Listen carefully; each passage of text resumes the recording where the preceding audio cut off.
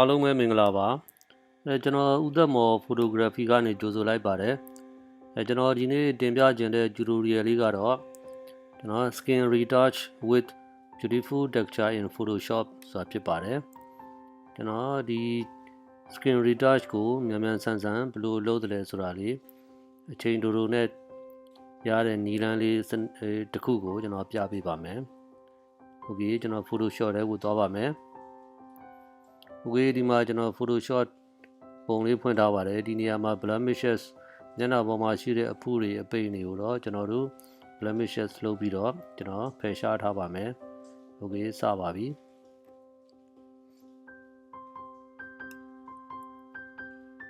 Control J နဲ့ layer တစ်ခုပွားပါမယ်ပြီးရင် Control I နဲ့ကျွန်တော် layer ကိုlayer inverse လုပ်ပါမယ်ပြီးရင်ကျွန်တော် blending mode မှာ vivid light ကိုချိန်ပါမယ်filter ကနေ other နဲ့ highpass setting မှာဒီပုံမှာကျွန်တော်28ထားပါမယ်ဒီနေရာမှာ28ဘာလို့ထားလဲဆိုရင်ကျွန်တော်ဒီမှာ skin မှာရှိတဲ့ texture တွေကျွန်တော်နည်းနည်းလျော့သွားတဲ့အထိအောင်ထားပါမယ်28နှိပ်ပါမယ်ပြီးရင် filter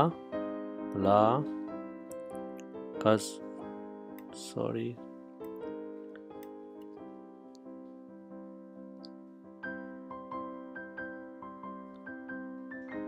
filter blur gaussian blur ကိုသွားပါမယ် gaussian blur မှာကျွန်တော် radius ကို5ထားပါမယ်ကျွန်တော်ဒီမှာ layer mask ကိုခေါ်ပါမယ် layer mask ကို control command I နဲ့ကျွန်တော် inverse လုပ်ပါမယ်ပြီးရင် brush tool ကိုရွေးပြီးတော့ကျွန်တော်တို့ဒီဘက်မှာ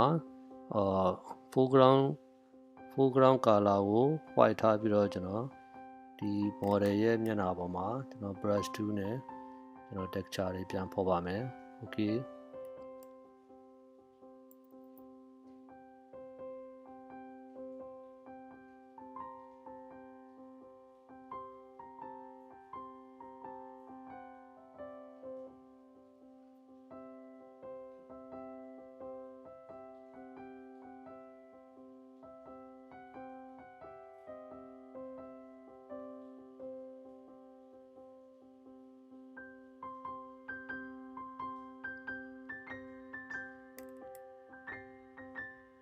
ဒါ before ပါ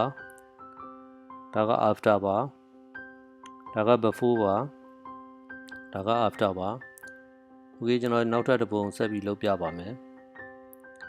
ဒီပုံကတော့ကျွန်တော် internet ကနေမှdownload ယူထားတဲ့ပုံဖြစ်ပါတယ်ဒါ edit လုပ်ထားတဲ့ပုံမှာကျွန်တော်ဒီ layer ကို delete လုပ်လိုက်ပါမယ်control J နဲ့ layer ပွားပါမယ်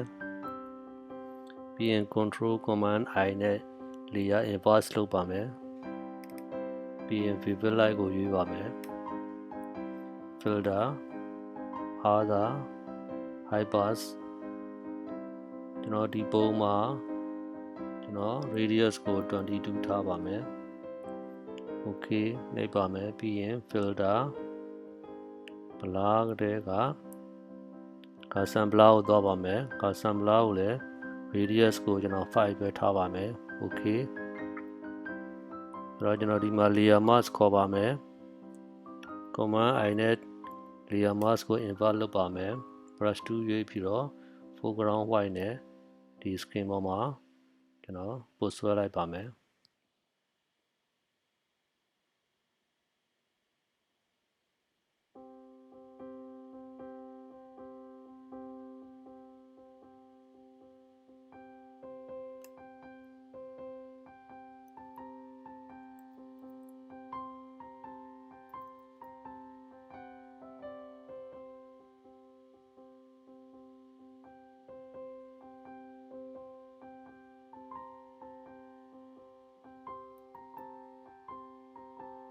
ရောင်နေအားလုံးပေါ်မှာ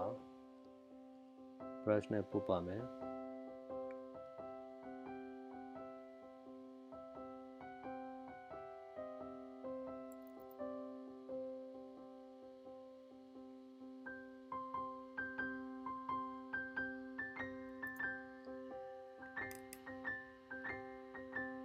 Okay ဒါ before ပါဒါ after ပါ Okay အဲ့ဒီတော့ကျွန်တော် skin retouch ပြုလုပ်တဲ့နေရာမှာကျွန်တော် highpass ရဲ့ကျွန်တော် gaussian blur ရဲ့သုံးပြီးတော့အမြန် skin ကို retouch လုပ်ပြီးတော့ texture beautiful texture နဲ့လုပ်တဲ့နည်းစနစ်လေးကိုပြပေးတာဖြစ်ပါတယ်အားလုံးကိုကျေးဇူးတင်ပါတယ်နောက်လာမယ့် tutorial တွေကိုလည်းလာရောက်ပြီးအားပေးလဲပါအောင်လို့ဖိတ်ခေါ်ပါတယ်